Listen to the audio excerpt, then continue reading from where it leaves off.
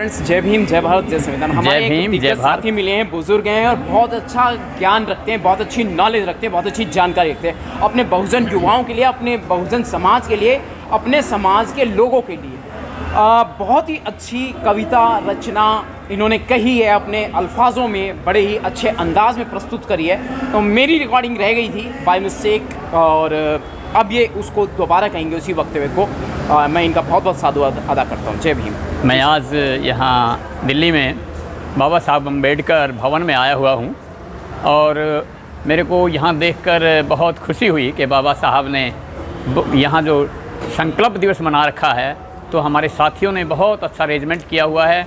थोड़ा सा बारिश के कारण यहाँ ये प्रोग्राम को बाहर से थोड़ा अंदर लिया गया और तो हमारे ये साथी हैं, इन्होंने हमारे साथी ने कहा कि मैंने वहाँ एक कविता सुनाई थी स्टेज के ऊपर, तो इन्हें कहा कि मैं कवरेज नहीं कर पाया हूँ, तो मैं दोबारा से वो कविता साथी को दोबारा से वो कविता सुना रहा हूँ।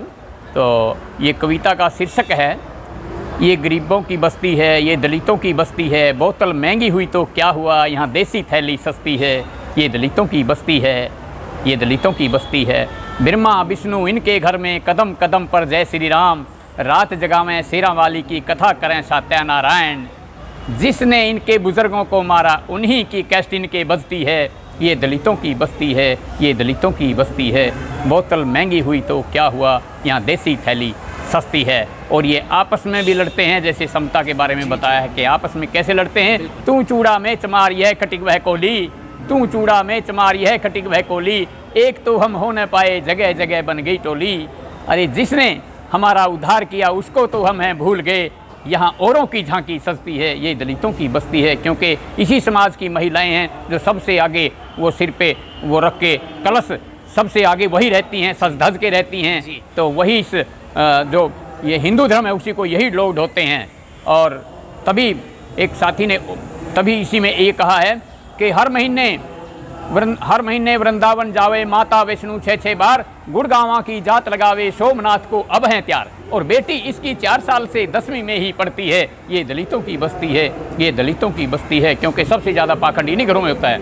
ये दलितों की बस्ती है, बोतल महंगी हुई तो क्या हुआ, यहाँ देसी थैली सस्ती है। डोरी लाल इसी बस्ती का कोटे से अफसर बन बैठा, डोरी लाल जो अपने आप को डी लाल लिखने लग गया, डोरी लाल इसी बस्ती का कोटे से अफसर बन बैठा, अपनों को तो भूल गया वो औरों की झोली जा बैठा। बेटा इसका पढ़ लिख कर शर्मा लिखने लग गया, और बेटी बनी अवस्थी है, ये दलितों की बस्ती है, ये दलितों की बस्ती है। बोतल महंगी हुई तो क्या हुआ, यहाँ देसी थैली सस्ती है।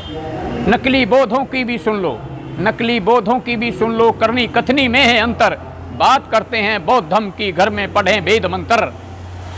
बाबा साहब की तस्वीर लगाते जब मैया इनकी मरती है, ये दलितों की बस्ती है, ये दलितों की बस्ती है। बोतल महंगी हुई तो क्या हुआ, यहाँ देसी थैली सस्ती है। और बेटा इसका बजरंगी में बाप बना भगमाधारी, भैया इसका हिंदू परिषद में बीजेपी में मां तारी। बेटा इसका हिंदू परिषद में बेटा इसका हिंदू परिषद में बेटा इसका हिंदू परिषद में भैया इसका हिंदू परिषद में बाप बना भगमाधारी, भैया इसका हिंदू परिषद में बीजेपी में मां तारी।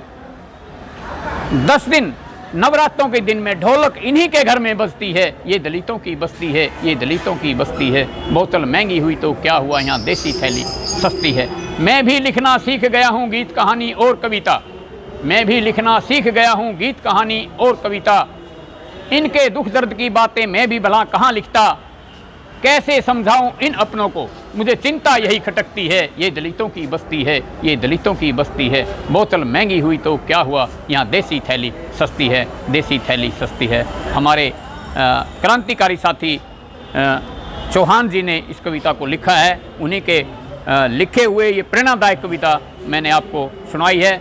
सभी का धन्यवाद। जय भीम, नमो बुद्धाय। जी सर, मैं कुछ बात करना चाहूँगा। जैसे अभी इसमें आपने कहा बेटी 4 साल से इसकी 10वीं में पढ़ती है। हाँ जी। इसका मूल कारण क्या है? इसका मूल कारण यही है, ये 15 दिन तो उधर कावड़ में लगे रहते हैं, 15 दिन बेटी को सुबह बोलते हैं 4 बजे पढ़ने के लिए तो उठाते नहीं, और उस पर पानी चढ़ाने के, जल चढ़ाने के लिए वहाँ भेजते रहते हैं, और 15 दिन फिर उधर बागड़ की तरफ भेज देते हैं, फिर 15 दिन और लगे रहते हैं। बेटी को 4 बजे पढ़ने के लिए तो उठाते नहीं, जल चढ़ाने के लिए उठाते हैं। अगर हमारे बच्चे सुबह उठकर पढ़ाई करेंगे, पढ़ेंगे तो तभी जाके आगे बढ़ेंगे, लेकिन उनको बेटी की कोई चिंता नहीं उनको। अब मैं आगे आपसे कहूंगा कि मैं जातिवाद के मुद्दों पर बात करूंगा। एंटी क्राइम न्यूज चैनल से मैं जातिवाद के खिलाफ काम करता हूं। दिल्ली पुलिस में भी जातिवाद जमकर है, बढ़ चढ़कर है, थानों के अंदर जातिवाद है। मैं अपनी सोशल मीडिया पे इसका खुला आक्रोश व्यक्त करता हूं। बहुत अच्छा, धन्यवाद आपका। जैसे आपने कहा कि ये बच्ची 4 साल से पढ़ती है, तो मनुवादी पराक्रम का असर है या किसका असर है? मनुवादी पराक्रम का ही तो असर है। ये पुरानी जड़ें गहरी हो चुकी है। जो पूजा पाठ, ढोंग पाखंड, आडंबर, मैं बता दूं कि मैं भी कभी हिंदू धर्म में राम, हनुमान, इनको बहुत पूजा करता था और मैं अपने आप को बर्बाद कर बैठा। हालांकि मैं अंधविश्वासी नहीं था, कर्मठ था, लेकिन मैं अपनी बात ना करूंगा कि समाज का भी यही हाल है। मैं तो इस दायरे से बाहर निकल आया 2016 से। बहुत अच्छा। जब मुझे पता लगा भारत में कई थानों में भी है ना जातिवाद का प्रक्रम बड़ी हर चढ़कर है। हर महकमे में है जातिवाद का, तो हर महकमे के अंदर। दिल्ली पुलिस से तो इंसाफ मिलना चाहिए ना, लेकिन वहाँ पर भी है। वहाँ पे तो नहीं होना चाहिए, लेकिन वहाँ पर भी है, नहीं, अदालतों में भी है, सभी जगह है। फेस कर रहा हूँ ना मैं जानता हूँ। मैं जब शिकायत देने जाता हूँ तो आराम से सुना नहीं जाता। उसको क्या बीमारी है क्या? कोई दिमाग से बीमार है, अक्ल से पैदल है क्या?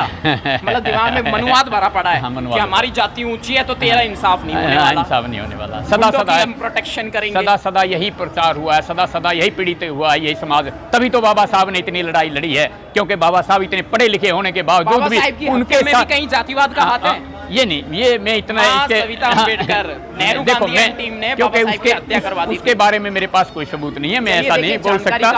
लेकिन वास्तविकता यही है। तो हमारा दिग्गज से दिग्गज भी जानकारी का अभाव रखता है, लेकिन इसको कैडर लगा करके दूर किया जाएगा। जय भीम, जय भारत, जय संविधान। हमारे साथ बुजुर्ग शख्सियत से एक बार परिचय लेना चाहूंगा सर। मैं रोशन लाल बौद्ध, धर्म Singh colony, Narwana district, Jind, Haryana. Address नहीं बताना घर का, बस इतना ही काफी है। जय भीम सर। आप एक्टिव हैं इस उम्र में भी, ये जानकर बहुत खुशी और आपने बड़े ही अच्छे अंदाज में उस कविता को पढ़ा। हम दोनों आए हैं, मेरे साथ मेरी है जो कि मेरे साथ आई है, हम दोनों ही जाते हैं। बहुत बहुत शुक्रिया, बहुत बहुत साधुवाद, धन्यवाद आपका, बहुत बढ़िया। आपकी कविता सुनकर मैं बहुत ज्यादा प्रभावित हुआ, बल्कि पूरा समाज। मेरे उस फोन में आप